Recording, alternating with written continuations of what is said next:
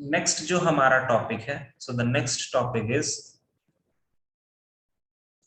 nth root of unity. Unity का मतलब होता है वन, ठीक है। अभी तुमने जैसे एक टॉपिक पढ़ा था कुछ मतलब पिछले क्लास में, क्यूब रूट ऑफ यूनिटी, ठीक है। मतलब वहां पर पावर कितना होगा, वन का पावर 1/3।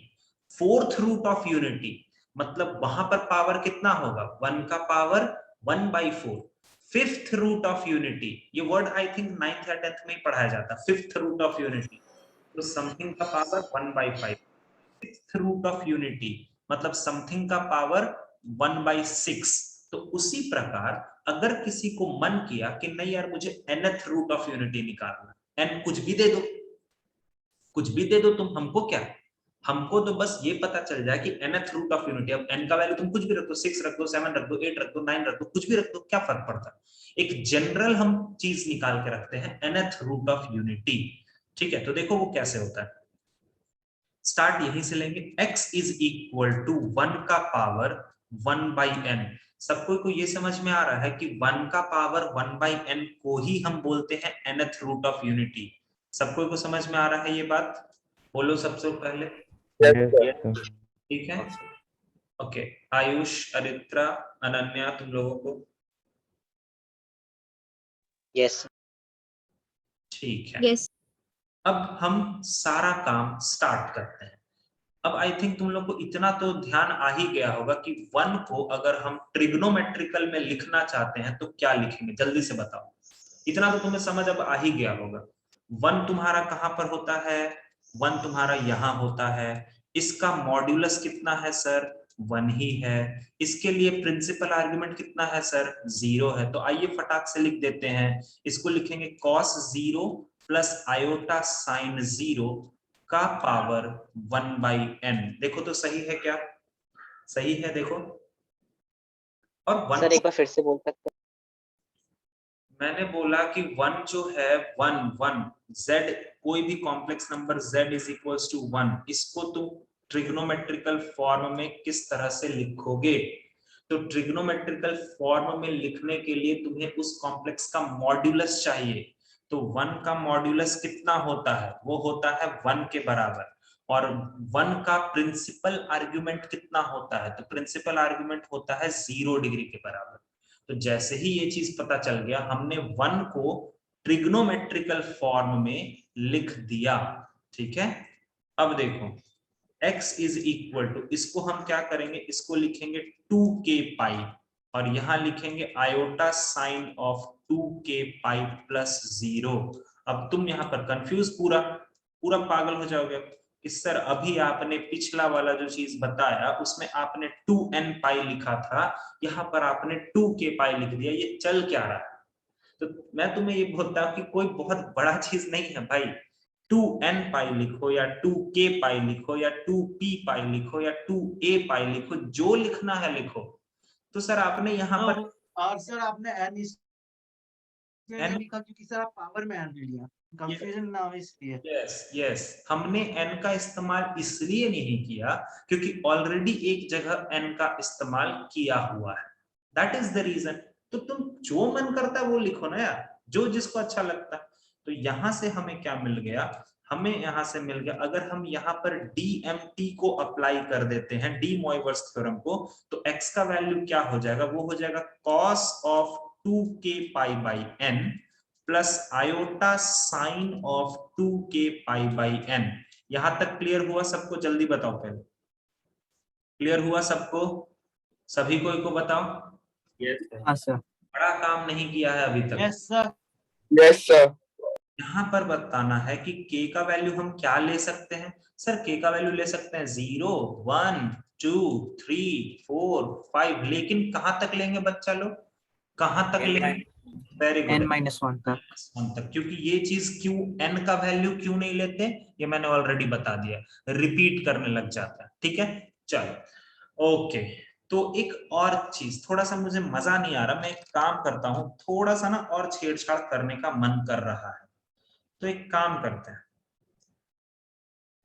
ओके, एक काम किया जाए, कौन सा पेन यूज करें, चलो थोड़ा ब्लू पेन हम यूज करते हैं। k is equal to 0। चलो, जब हमने k का वैल्यू 0 रखा तो बताओ तो x का वैल्यू कितना होगा, बताओ।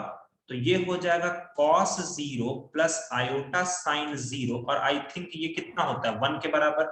सही है, देखो जल्दी से। यस सर, एकदम yes, सही, sir. Very good. एकदम ध्यान देते रहना, आसान है ये वाला पार्ट, सबको डिफिकल्ट लगता है, बट अगर अच्छे से सिंक्रोनाइज ऑर्डर में समझोगे ना तो बहुत आसान है। k इक्वल्स टू 1 अगर हम रखते हैं तो ये क्या बनेगा यार, ये बन जाएगा cos of 2 pi by n plus iota sine of 2 pi by n बनेगा क्या, सही है, ठीक है ना। हाँ सर, यस सर। हाँ ठीक। अच्छा, अब तुम देखना कि तुम चमत्कार हो जाएगा, तुम बोलोगे सर समझ में नहीं आया, बट मुझे लगता है कि तुम्हें समझ में आ जाएगा। अब जो मैं लिखूंगा e का power iota 2 pi by n, लिख सकते हैं, लिख सकते हैं ना। यस सर, यूलर फॉर्म में। यूलर भाई साहब ने तो यही तो बोला था, यूलर भाई साहब ने यही बोल के तो चले गए ना कि cos something plus iota sign something को क्या लिख सकते हैं, e का पावर आयोटा समथिंग। सही बात बोलो। हाँ यस सर, सर। अच्छा, थोड़ी देर के लिए क्या करता ना, मैं इसको ना अल्फा नाम दे देता हूँ। ये जो e का पावर आयोटा समथिंग है ना 2 पाई बाई n, इसको अल्फा नाम दे देते हैं, ठीक है सर। क्यों दिया आगे पता चलेगा, रुको। k का वैल्यू जरा 2 रखो तो k का वैल्यू 2 रखोगे तो ये क्या मिल जाएगा, cos of 4 pi by n plus iota sine of 4 pi by n। सही है ना, बोलो। हाँ सर, इसको हम e का power iota 4 pi by n लिख सकते हैं, हाँ सर, ठीक है, एकदम यस ऐसे, सर। एकदम एकदम ठीक है, ठीक है। इसको हम e का power iota 2 pi by n और इसका पावर 2 लिख सकते हैं। यस सर, वो जो अल्फा स्क्वायर। 4 है ना भाई लोग, वो जो 4 है ना, उसको मैंने 2 पाई बाई n इधर लग दिया और दूसरा पावर 2 उधर डाल दिया। कुछ गलत है क्या, सही यस सर। है ना सर। ऐसा यस सर। किया क्योंकि मैं तुम्हें ये दिखाना चाह रहा था कि देखो ये वाला चीज याद है, हमने इसको कुछ माना था, याद है, इसको क्या माना हुआ है, अल्फा। अल्फा। अल्फा। दूसरा ये क्या बन गया, अल्फा स्क्वायर बन गया। समझ रहे हो, समझ रहे हो, यस सर। ठीक है। अगर मैंने k का वैल्यू 3 रखा तो ये क्या बनेगा, x is equal to cos of 6 pi by n plus iota sine of 6 pi by n। इसको हम क्या लिखेंगे, e का power iota 6 pi by n। इसको हम क्या लिखेंगे, e का power iota 2 pi by n, और माथे का पावर, माथे का पावर कितना, sir cube. Cube. Very good sir, ये कुछ अल्फा क्यूब नजर आ रहा है सर, ठीक है। अभी ये इसका इंपॉर्टेंस पता चलेगा, रुक जाओ थोड़ा, ठीक है। अच्छा, एक और बढ़ा लेते हैं थोड़ा सा। k इक्वल्स टू 4 अगर लिखेंगे तो तुम्हें भी पता है कि ये क्या लिखोगे तुम, cos of 8 pi by n plus iota sine of 8 pi by n। इसको लिखोगे e का power iota 8 pi by n, और इसको लिखोगे e का power iota 2 pi by n, और फिर इसका पावर 4। और ये कितना हो गया, अल्फा का पावर 4 हो गया क्या, सही चल रहे हैं, बोलो। Yes sir.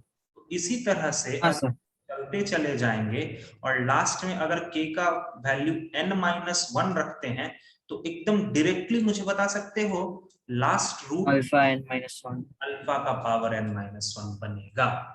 मतलब अगर तुमसे कोई पूछता है कि nth root of unity, nth roots of unity क्या होता है, अब तुम यहां बोलोगे सर ये क्या दो दो बार लिख दिए, nth रूट ऑफ यूनिटी।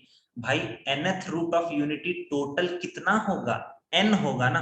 जैसे 5th root of unity total कितना होगा, 5 होगा ना। 6th root of unity total कितना होगा, 6 होगा ना।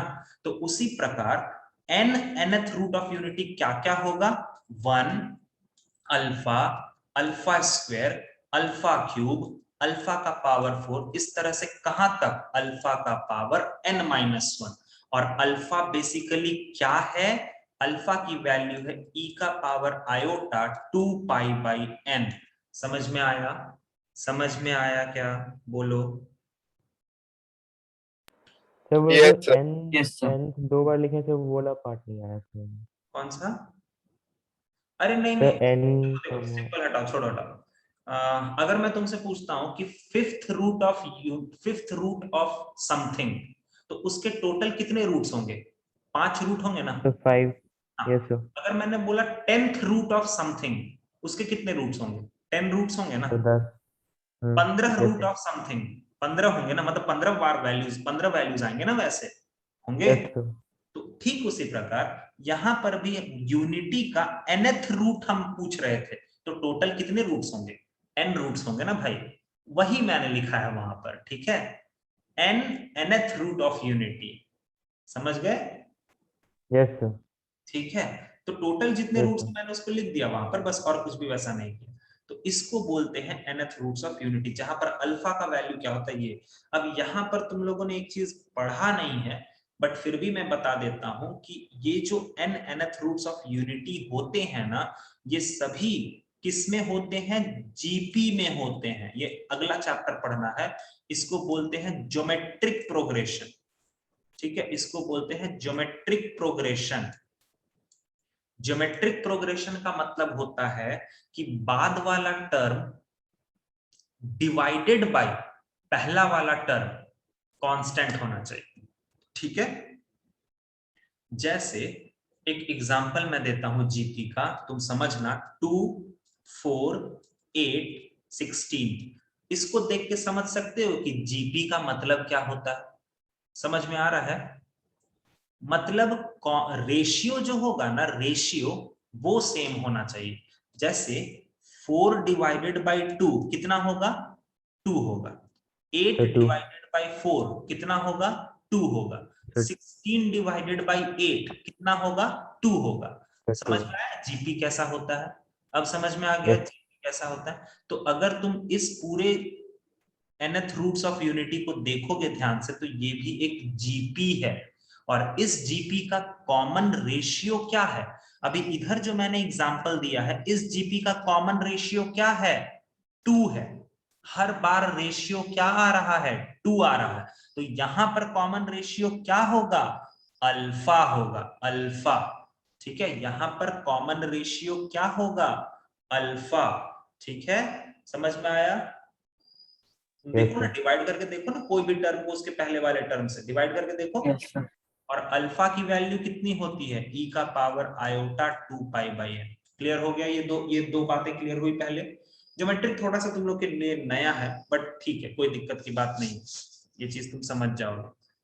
अगला चीज इसमें प्रॉपर्टी को समझो। Sum of nth roots of unity, जितने भी nth रूट ऑफ यूनिटी हैं, मतलब 1 plus alpha square plus alpha cube plus dot dot dot alpha का पावर n-1, अगर इन सभी को तुम ऐड कर दोगे तो तुम्हारा जो वैल्यू निकल के आता है वो होता है 0। तो sum of all the nth roots of unity is equal to 0। मान लो मैंने बोला कि there are 5 roots of 1, fifth root of unity में 5 रूट होगा। अब उन सभी का सम कितना होगा? 0 होगा। 10th रूट ऑफ यूनिटी में 10 रूट्स होंगे, अब उन 10 रूट्स का सम कितना होगा? 0 होगा। समझ रहे हो? तो अब तुम कैसे? बोलो, हाँ बोलो। तो बट कैसे 0 होगा? कैसे 0 होगा? अब यही तो चीज है ना भाई। देखो यहाँ पर जो कॉन्सेप्ट यूज होता है, तुम ये चीज को दिमाग में रखो, नहीं भी रखोगे तो मैं रखूंगा अपने दिमाग में। कॉन्सेप्ट ऑफ जीपी यहाँ लगता है, ठीक है? और जिस दिन मैंने तुम्हें जीपी पढ़ा दिया, ठीक है, वो भी जीपी में कौन सा टॉपिक? Some of GP. जिस दिन मैंने तुम्हें ये टॉपिक पढ़ा दिया, मैं उस दिन वापस यहाँ आकर के तब तुम्हें इसका प्रूफ दिखा सकता हूं।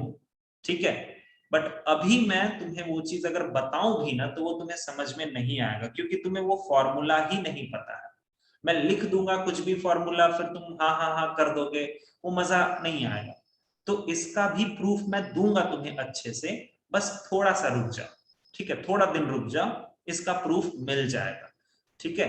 एक्चुअली इसका sum of nth roots of GP, nth terms of GP का फॉर्मूला होता है a r का power n minus 1 by r minus 1, ठीक है। अब इसको हम इस फॉर्मूला को यहाँ इस्तेमाल कर देते हैं और हमारा आंसर निकल के तुरंत आ जाता है, दिख जाता है, वो दिख जाता है क्लियरली कि 0 ही होगा, एकदम दिख जाता है, ठीक है।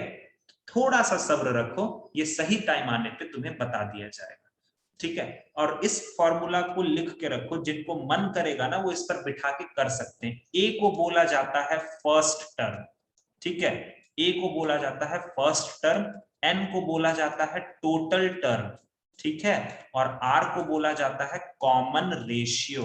चलो यार, जब लिख ही दिए तो मैं प्रूव कर ही देता हूं, ठीक है, कर ही देता हूं, थोड़ा सा संभालने का कोशिश करना, मैं कर देता हूं प्रूव।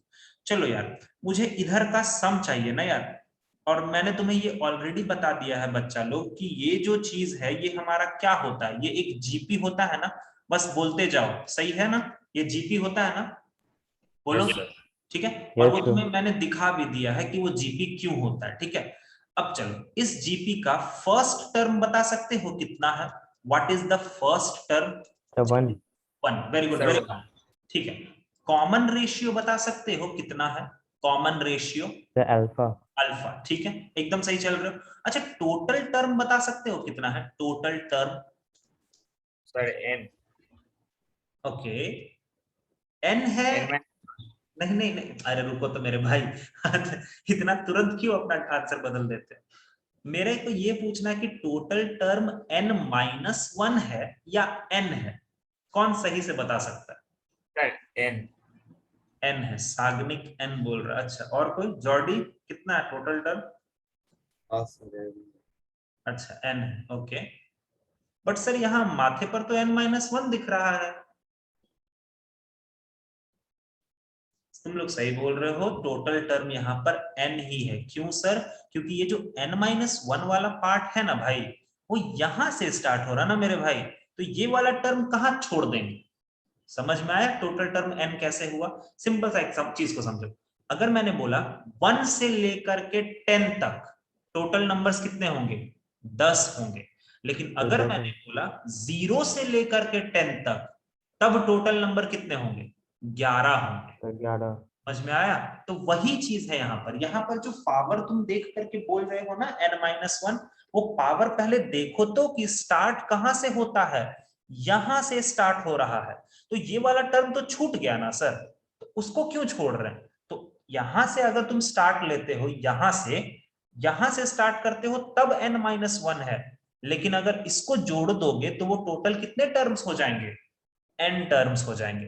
क्लियर हो गया सभी को? क्लियर हुआ? बोलो। Yes sir. और ऐसे भी यार ऊपर से ही तो हम लिखते आ रहे हैं n nth root of unity, n nth root of unity मतलब टोटल कितने रूट्स हैं? n रूट्स हैं। तो ठीक है ना यार, टोटल टर्म n हो गया। चलो अब सम देख लेते हैं।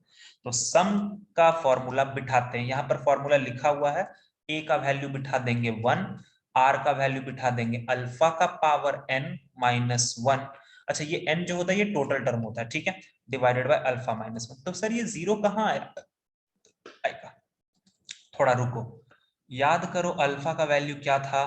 वो था e का power iota 2 pi by n, यही था ना अल्फा का वैल्यू? लिखा है ना कॉपी में तुम लोगों ने? Yes sir. तो मैं चाहता हूं कि अल्फा का वैल्यू को थोड़ा सा ना तुम ट्रिग्नोमेट्री में लाओ। तो यार इसको ट्रिग्नोमेट्री में क्या लिखोगे? e का पावर आयोटा समथिंग को क्या लिखते हो? Cos of something plus iota sine of something, यही लिखते हो ना? Yes sir, yes sir. का है क्या? आइए ना सर, चिपकाइए। Cos of 2 pi by n plus iota sine of 2 pi by n का पावर n माइनस 1 बाई, नीचे का मैं नहीं चेंज कर रहा हूं, रहने दो, क्योंकि मुझे पता है वो 0 होने वाला है, इसीलिए नीचे का कुछ भी मत करो। अच्छा यार, डी मोइवर्स थ्योरम चिपकाएं क्या? ये n यहां पर और ये n यहां पर, देखो तो लगाएं क्या? बोलो बोलो बोलो। तो बताओ, डी मोइवर्स थ्योरम लगाएंगे तो क्या मिलेगा हमको, जल्दी बताओ। Sir cos 2 pi plus iota sin 2 पाई। ओके, एन एन से एन कट जाएगा, देख लेना अपना तुम लोग, ठीक है। और -1 बगल में है, नीचे में अल्फा -1 को वैसे ही सोते रहने दो। cos 2 पाई की वैल्यू 1 होती है, sin 2 पाई की वैल्यू 0 होती है, -1 बच गया, अल्फा -1, लो सर 0 आ गया, ठीक है। ये था उसका प्रूफ, समझ में आया। Sum of all the nth root of unity is equal to 0। Clear हुआ सब कोई को? सब कोई को क्लियर हुआ ये वाला पार्ट? Yes. ठीक है। और वो फॉर्मूला दिमाग में अभी टेंशन मत लो कि वो फॉर्मूला याद करना, वो जब सही समय आएगा ना तब वो फॉर्मूला तुम्हें ऑटोमेटिकली याद हो जाएगा, ठीक है, तो परेशान ना हो।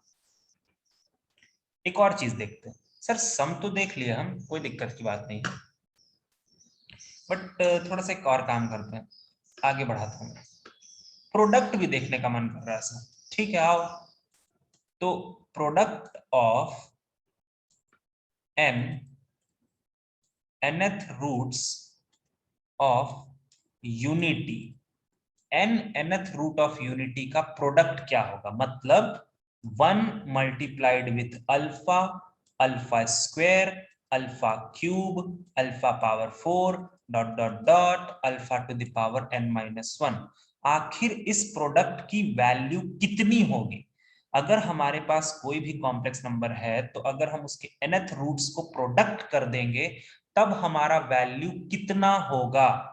तो एक बात बताओ, यहां पर बेस सेम है ना यार, एकदम बेसिक सा चीज मैं तुम्हें बोलूंगा, यहां पर बेस सेम है तो पावर ऐड होगा कि नहीं होगा? पढ़े हो ना एक्सपोनेंट में ये सारी चीजें, हाँ कि ना, बोलो। Yes. पढ़े? हाँ सर। अब यहाँ पर एक और फॉर्मूला है जो एपीजीपी में पढ़ना होता है, बट अभी के लिए बस इतना ध्यान रखो। देखो फॉर्मूला क्या होता है वो भी मैं लिख देता हूँ, 1 + 2 + 3 + 4 प्लस ऐसे करते करते n तक का जो फॉर्मूला होता है वो होता है n × n+y/2। जॉर्डी तुमको ये पता होगा, आई थिंक तुमने दिया था ना एग्जाम, तो आई थिंक तुमको ये पता होगा। 1 + 2 + the sum of n terms, मतलब sum of n natural number, n natural number का सम क्या होता है, n × n+1/2। तो यहां पर n है, इधर देखो, इधर यहाँ कोना में देखो, यहाँ n है तो यहाँ पर n है, यहाँ पर n है, तो यहाँ n-1 है, तो इसका फॉर्मूला मैं डायरेक्टली लिख देता हूं, मैं तुम्हें आराम से बता दूंगा क्योंकि ये चीज ना ज्योमेट्री एपीजीपी में भी आने वाला है, ठीक है, सीक्वेंस एंड सीरीज में, तो अभी घबराओ मत। तो यहां से हो जाएगा, इसका फॉर्मूला होता है n × n-1/2, ठीक है। ये पूरा जो पावर का सम था ना, ये पूरा पावर का सम श्रिंक कर जाएगा n × n-1/2 में, ठीक है। चलो अब अल्फा का वैल्यू चिपकाया जाए, तो आओ चिपकाते हैं। अल्फा का वैल्यू क्या है सर? अल्फा का वैल्यू है e⁻²π/n, ठीक है। जरा ट्रिग्नोमेट्री में लाइए तो इसको, तो ये हो जाएगा cos of 2π/n plus iota sin of 2π/n। चलिए आइए चिपकाइए, तो ये हो जाएगा cos of 2π/n plus iota sin of 2π/n, और इस पूरे का पावर n × n-1/2, ठीक है। चलो अब डीएमटी लगाइए सर, डीएमटी लगाइए, तो ये पावर यहाँ, ये पावर यहाँ, अब आराम से लगाते हैं। cos of 2π/n रहने दो, इसमें n × n-1/2 एंगल में मल्टीप्लाई हो जाता है, डी मोइवर्स थ्योरम यही कहता है। अच्छा, आयोटा साइन ऑफ 2π/n, और यहाँ पर n × n-1/2 यहाँ भी मल्टीप्लाई हो जाएगा, और देखो तो बहुत सारी चीजें कटेंगी, ये n से ये n कटेगा, ये 2 से ये 2 कटेगा, ये 2 से ये 2 कटेगा, और ये n से ये n कटेगा, तो ये हो गया cos ऑफ कितना लिख दूं, हाँ n-1π। देखो तो समझ गए यहां तक का चीज तुम लोग? जल्दी देखो, समझ में आया? Yes, sir. Yes sir. पक्का ना? मैंने कोई इसमें थोड़ा सा एक ऐसा जगह है जहां पर तुमको थोड़ा सीखना था, बट ठीक है, वो सही समय जब आएगा तब तुम ये वाला सीख लोगे, बट बाकी सारी चीजें तो हम डी मोइवर्स थ्योरम का ही काम कर रहे हैं ना, ठीक है। अच्छा अब देखो फिर से बताना ये समझ में आया कि नहीं, cos π plus iota sine pi का पावर n-1 ऊपर से पार हो जाएगा। नहीं समझ में आया या आया समझ में? बताओ। सर आया। तो आया था। इनवर्स मार दिया मैंने, डी मोइवर्स थ्योरम ही यहां लगाया है, लेकिन उल्टा तरफ से, है ना भाई। डी मोइवर्स थ्योरम क्या कहता है कि अगर पावर को Yes, तुम sir. एंगल में मल्टीप्लाई कर सकते हो तो एंगल में मल्टीप्लाई किया हुआ चीज को तुम माथे के पावर पे ले जा सकते हो। सही बोला मैंने? सही बोला ना? तो Yes. बताओ cos Yes, पाई की sir. वैल्यू कितनी होती है? -1 प्लस आयोटा इंटू 0 का पावर n-1। मतलब सर इसका आंसर आया -1 का पावर n-1। मतलब सीधा है कि इतना लंबा मत लिखेंगे, 1 into alpha square into alpha cube, ऐसे करते करते अल्फा का पावर n-1। इस पूरे प्रोडक्ट का जो वैल्यू होता है वो होता है -1 का पावर n-1। समझ में आया ये दो चीज? सम ऑफ द रूट्स और प्रोडक्ट ऑफ द रूट्स समझ में आया? सम ऑफ द रूट्स और प्रोडक्ट ऑफ द रूट्स समझ में आया? Yes, sir. सर एक बार sum of the roots please दिखा दीजिए। Okay, sum of the roots और प्रोडक्ट ऑफ द रूट्स, ये देखो ये ऊपर में सम ऑफ द रूट्स है जो कि 0 हो गया है। Sum of nth roots of unity 0 होता है और product of n roots of unity is -1 का पावर n-1 होता है। Okay sir. ठीक है, यस सर। एक और चीज दिखाता हूं मैं तुम्हें।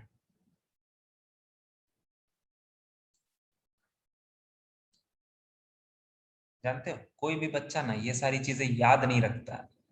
तुम बोलोगे सर अब क्या, इतना सारा चीज बताने के बाद अब आप बोल रहे हो याद नहीं रखता, मतलब क्योंकि इन सभी चीजों के अलावा एक ऐसा बहुत छोटा सा चीज है जो अगर मैं तुम्हें अभी बता दूं ना तो तुम बोलोगे हे भगवान ये इतना आसान था, हमने इस तरह का तो सोचा ही नहीं था। इस तरह का सोच तो हम कभी सोच ही नहीं सकते, क्योंकि सर हमें आप कॉम्प्लेक्स नंबर पढ़ा रहे हो तो पूरा दिमाग अभी हौच पौच है कि complex number complex number complex number. But ये जो दो चीजें आपने दिखाया है, ये चीज को एक दूसरे तरीके से भी सोच करके 2 से 3 सेकंड में बताया जा सकता है ये सब चीज। बट फिर भी आप इतना लंबा कर रहे हो, क्योंकि वो मेरी मजबूरी है, मुझे तुम्हें पूरा एक्सप्लेन करके समझाना है ये सब चीजों को। मैं दूसरा इसका एस्पेक्ट भी दिखा दूंगा, अभी ही दिखाऊंगा, बट थोड़ा सा रुक जाओ। अगला देखो क्या है, इसी में अगला देखो। अच्छा यार एक चीज देखो, जब मैंने स्टार्टिंग में ही तुम्हें फंडामेंटल थ्योरम ऑफ अलजेब्रा बताया था तो मैंने वहां पर कुछ चीजें बताई थी ना कि अगर किसी भी इक्वेशन का रूट, अगर किसी भी इक्वेशन का root alpha alpha alpha alpha 1 alpha 2 alpha 3 alpha 4 होता है तो उसको इक्वेशन को कैसे लिखते हैं? x minus alpha 1 x minus alpha 2। याद है ये वाला चीज? फंडामेंटल थ्योरम ऑफ अलजेब्रा याद है क्वाड्रेटिक के वक्त में? हाँ सर। सिर्फ एक ही बच्ची को याद है। ऐसे करोगे तो कैसे काम चलेगा? यस सर याद है। देखो एक मिनट इधर देखो, हमारे पास है कि हमने स्टार्ट कहां से किया था? x इज इक्वल टू 1 का पावर 1/n। तो यहां पर दोनों तरफ पावर n ले लो तो x का power n is equal to 1। इसका मतलब x का पावर n -1 इक्वल टू 0। ये हमारा इक्वेशन है ना भाई? ये हमारा इक्वेशन है ना? ठीक है। अच्छा इसी का रूट्स तो हमने निकाला सर, इसी इक्वेशन का n रूट्स तो हमने निकाल के रखा अभी। वो क्या क्या था? 1 alpha, alpha square, alpha cube, alpha का पावर 4 और अल्फा का पावर n-1। ये जो रूट्स हैं यार, ये एक्चुअली किसके रूट्स हैं? इस इक्वेशन के ही तो रूट्स हैं। सही है क्या? बोलो तो, है ना? अरे भाई उसी को तो सर ये वाला कैसे? तुमने वहां से सॉल्व किया कि x का वो वैल्यू बताओ जो 1 का पावर 1/n के बराबर होगा। तो यार वहां से जो इक्वेशन निकल के आया उसका भी तो जो रूट्स तुमने उधर से निकाला है वही इसका भी रूट्स होगा ना यार। घूम फिर के तो हम एक इक्वेशन ही सॉल्व कर रहे हैं ना। Yes sir. ठीक यस है, सर। ओके। अब देखो, according to fundamental theorem of algebra, according to fundamental theorem of algebra अगर हमारे इक्वेशन का रूट्स ये है, मतलब जो हमारा इक्वेशन है x का पावर, सॉरी बगल में नहीं होगा, वो बगल में नहीं होगा, मतलब ऊपर में नहीं होगा, बगल में ही होगा। हाँ, हमारा जो इक्वेशन है x का पावर n-1, इस इक्वेशन को रूट्स के टर्म्स में क्या लिख सकते हैं बोलो तो? रूट्स के टर्म्स में क्या लिख सकते हैं?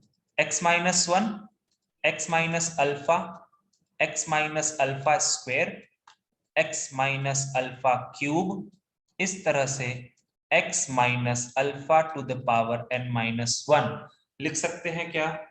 देखो तो, लिख सकते हैं? Yes sir. Yes sir.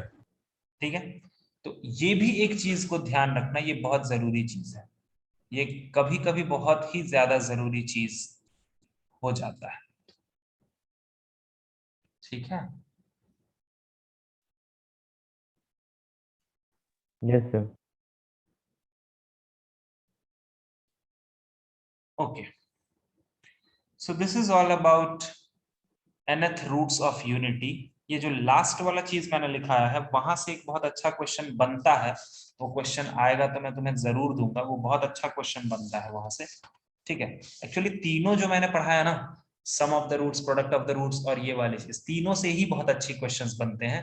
तो वो सब चीजों को तुम्हें ध्यान थोड़ा सा रखना पड़ेगा। ठीक है, घबराने की बात वैसी कुछ नहीं है, तुम आराम से उसको रख सकते हो। ठीक है, तो ये था nth रूट्स ऑफ यूनिटी। अब nth रूट्स ऑफ यूनिटी जो है वो बहुत आसान टॉपिक है, बहुत से लोगों को ये टॉपिक थोड़ा डिफिकल्ट लगता है, बट नहीं, ऐसा कुछ नहीं होता। एक बार अगर तुमने स्टार्टिंग से ये पूरा चीज को फिर से एक बार तुम लोग कर लेना, जो भी आज मैंने तुम्हें क्लास में कराया है ना, उन सभी चीजों को एक बार तुम फिर से करना एकदम ऐसे, क्योंकि एक तरह से तुम समझना कि ये क्वेश्चन ही है। ये पूरा जो भी चीज मैंने पढ़ाया ना, ये समझना कि तुम पूरा का पूरा एक क्वेश्चन है, तो फिर तुमको ये बहुत आसानी से समझ में आ जाएगा। ठीक है, बाकी फिर कोई वैसा दिक्कत का बात होता नहीं है, आराम से तुम बाकी सारा काम को कर सकते हो। जैसे कुछ क्वेश्चंस देखते हैं, वैसे तो अब टाइम अप होने जा रहा है, बट ठीक है चलो कुछ क्वेश्चंस देखो। If z is equal to √3/2 plus i/2 का पावर 5 प्लस √3/2 माइनस i/2 का पावर 5, देन ऑप्शन ए है real part of z equals to 0, option B है imaginary part of z equals to 0, option C है real part of z greater than 0, imaginary part of z greater than 0, और option D है real part of z greater than 0, imaginary part of z less than 0। अब तुम बोलोगे sir ये इतना बड़ा, sir square तो हमसे हो ही नहीं पाता है, ये पावर 5 कहाँ से होगा? भाई पावर 5 करना ही क्यों है? तुम्हारे पास जब डी मॉइवर्स थ्योरम है तो क्यों पावर 5 में जाना? तुम लोग तो बस मुझे इस कॉम्प्लेक्स नंबर को और इस कॉम्प्लेक्स नंबर को जल्दी से ट्रिग्नोमेट्रिकल फॉर्म में लिख के बस दिखा दो, और कुछ भी नहीं बस। तो चलो बताओ, सबसे पहले तो बताओ इसका मॉड्यूलस कितना होगा, जल्दी बताओ। आई थिंक वो होगा 1 होगा ना, मॉड्यूलस 1 होगा, देखो तो। और इसका भी मॉड्यूलस कितना होगा? ये भी 1 होगा। चलो अभी ये कॉम्प्लेक्स नंबर किस क्वाड्रेंट में है? ये कॉम्प्लेक्स नंबर फर्स्ट क्वाड्रेंट में है। अल्फा की वैल्यू कोई निकाला है क्या? अल्फा का वैल्यू आई थिंक 30 डिग्री। किसने निकाला 30 डिग्री? जल्दी बोलो। हाँ सर। ठीक है, 30 डिग्री Yes. मतलब 30 डिग्री मतलब π/6। तो प्रिंस, अब ये फर्स्ट क्वाड्रेंट में है, तो फर्स्ट क्वाड्रेंट में तो यही हो जाएगा प्रिंसिपल आर्गुमेंट। प्रिंसिपल आर्गुमेंट कितना हो गया? π/6 हो गया। क्लियर हो गया? ये चीज तुम्हें 5 से 10 सेकंड में कर देना है, क्योंकि अगर तुम इस चीज में टाइम वेस्ट कर दोगे ना, तो फिर कोई फायदा नहीं होगा कि मैं तुम्हें उतना अच्छे से मैंने तुम्हें ज्योमेट्रिकल, ट्रिग्नोमेट्रिकल और यूलर पढ़ाया। कोई फायदा नहीं, बेकार है उसको पढ़ाना। मैं सच बता रहा हूं, अगर ये चीज तुम स्पीड में कर पाते हो तो तुम अपना क्वेश्चन निकाल लोगे आराम से। बहुत स्पीड में करना होता है ये चीज, तो मैंने उतना प्रैक्टिस कराया भी है कि हो जाएगा तुम लोगों से। तो चलो बताओ क्या लिखेंगे इसको? 1 को लिखने की जरूरत नहीं है, लिखेंगे cos π/6 प्लस आयोटा साइन π/6 का पावर 5। अच्छा चलो बताओ, ये कॉम्प्लेक्स नंबर किस क्वाड्रेंट में रहेगा, जल्दी बोलो, किस क्वाड्रेंट में? फोर्थ। फोर्थ। अल्फा का वैल्यू एकदम सेम रहेगा, π/6 ही रहेगा, लेकिन इस वाले में प्रिंसिपल आर्गुमेंट हम क्या पकड़ लेंगे? अरे फोर्थ क्वाड्रेंट में प्रिंसिपल आर्गुमेंट किधर से निकलता है? सर माइनस -π/6 है ना। तो इतना क्यों घबराते हो यार? तो ये हो गया cos of -π/6 plus iota sine of -π/6 और रेज टू द पावर 5। ठीक है, थोड़ा सा एक स्टेप बढ़ा ही लेते हैं। cos of π/6 plus iota sine of π/6 का पावर 5 प्लस cos के ऊपर माइनस का इफेक्ट नहीं होता है, तो ये हो गया cos π/6 माइनस आयोटा साइन π/6 और इसका भी पावर 5। अब डीएमटी कब काम आएगा? ले आओ डीएमटी को, डी मोइवर्स थ्योरम लगा दो तो पावर 5 अंदर ले लो, तो cos of 5π/6 plus iota sine of 5π/6 इधर भी ले आओ, तो cos of 5π/6 plus sorry minus iota sine of 5π/6। Iota sine of 5π/6 ये पूरा कट गया, हमारे पास आंसर क्या आ गया? 2 cos ऑफ 5π/6। बता सकते हो ये जो चीज लिखा हुआ है ये तुम्हारा प्योरली रियल है ना? देखो तो, this is purely real. Yes, sir. Yes sir. क्योंकि यहाँ पर हमें कहीं पर भी इमेजिनरी तो दिख नहीं रहा, तो प्योरली रियल का मतलब क्या है कि imaginary part of z is equals to 0, मतलब option number B is the answer. सोचो कितना आसान होता है ये सब चीज, मतलब डी मोइवर्स थ्योरम के हेल्प से। जरा इमेजिन करो कि अगर मैंने तुम्हें ये सब चीज ना बताया होता तो तुम पावर 5 निकालने में हालत खराब हो जाता यार, स्क्वायर तक निकालने में हालत खराब हो जाता है इमेजिनरी के केस में, तो पावर 5 तो कितना दूर का बात है। और देखो वो कितना आसानी से निकल रहा है बिना हमें दिमाग पर कोई लोड डाले हुए। तो this is the power of D Moivre's theorem. इसी दिन के लिए ही डी मोइवर्स थ्योरम पढ़ाया जाता है। इतना भी बड़ा से बड़ा कॉम्प्लेक्स नंबर दे देंगे ना हम, ऊपर में 2 कॉम्प्लेक्स नंबर, नीचे में 2 कॉम्प्लेक्स नंबर, फिर बोल देंगे बताओ प्रिंसिपल आर्गुमेंट क्या होगा। लगाओ आर्गुमेंट का प्रॉपर्टी मारो, कैसे नहीं आता मैं भी देखता हूं। और आर्गुमेंट का प्रॉपर्टी कैसे दिमाग में रखोगे सर? लॉग का प्रॉपर्टी दिमाग में, कैसे नहीं बनेगा? एकदम बनेगा। ठीक है, तो अभी फिलहाल इतना ही रहने दो, अगले क्लास में मैं तुम्हें थोड़ा सा रोटेशन थ्योरम पढ़ा दूंगा, दैट इज कोनीज थ्योरम।